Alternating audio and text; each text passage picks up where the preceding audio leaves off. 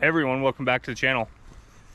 This video is going to be the final video on the ATC-70 that I've fully rebuilt over the last couple videos, I guess a few videos. It's been quite the project, something I really enjoyed. I learned a lot from this. I feel like I'm ready to build another one.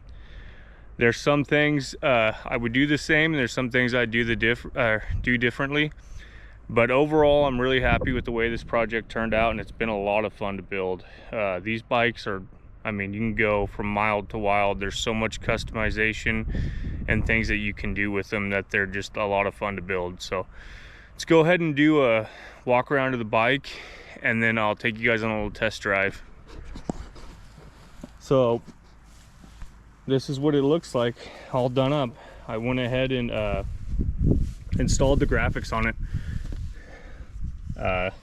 I didn't put the Honda on there because it just wouldn't look right with this 70 because it's kind of at an angle, so left it like that.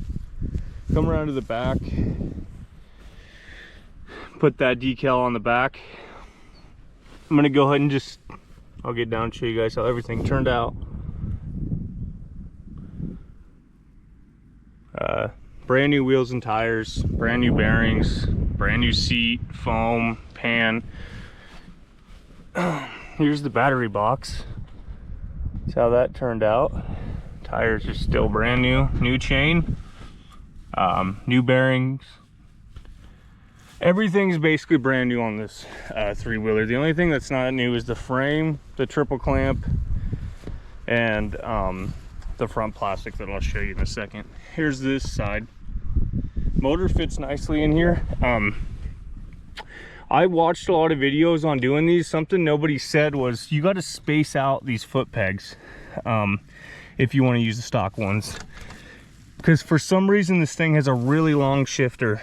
I don't know why, but it wouldn't clear this, so I went down to the hardware store and bought longer bolts and cut these just little pieces of steel to space it out, and that worked well. It's able to save the chain tensioner, which is nice.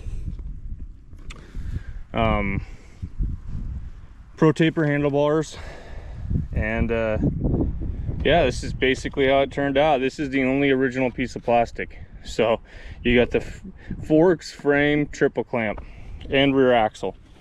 Front axle is a billet hub because that was missing on this bike, but the amount of money it takes to build one of these, I took a little bit of some notes in my phone. Let me look. It's been a while since I updated it. Let me see.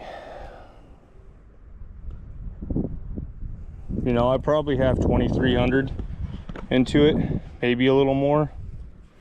2,300 to 2,500 bucks to build this. It's worth it. It's pretty much, I mean, it's almost so nice I don't want to ride it, because these rear tires kick up stuff all over these back plastics. That is one thing I would do differently, is I would have bought more expensive plastics, because these cheap ones, they're really stiff and they scratch super easily. So let's go ahead and fire it up.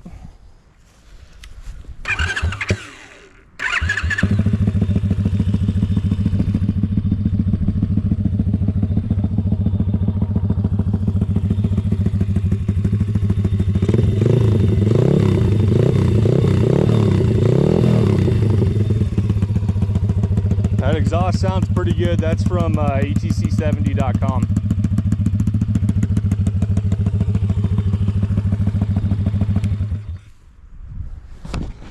All right, we'll go ahead and take it on a test drive now. I definitely need an extended shifter. It's hard to get my foot under this one. All right, we'll go ahead and start it up and take it on a little rip. Sounds really good. This motor doesn't even have 30 minutes on it. So I'm still breaking it in, so I'm still going a little easy on it.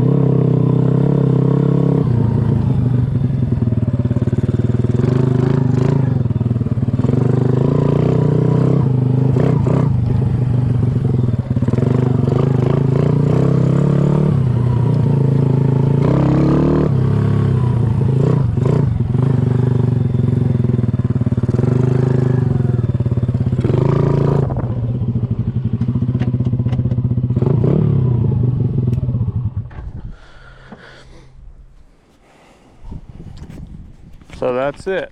That's the 140 Piranha ATC-70.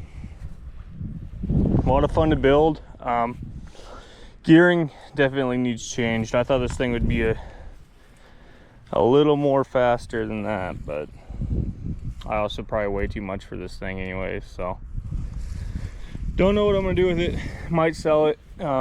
Originally this was just gonna be a budget build, but then once I started tearing into it, I'm like, if I'm gonna do it, I'm gonna do it right. Only thing I would change is get better plastics, and I'm not too much of a fan of the price of everything that it costs to build these. It's just crazy. But I want to build another one, and I want to build it with the front suspension and stuff. And I was gonna buy the rear disc kit, but these stock drum brakes work really well.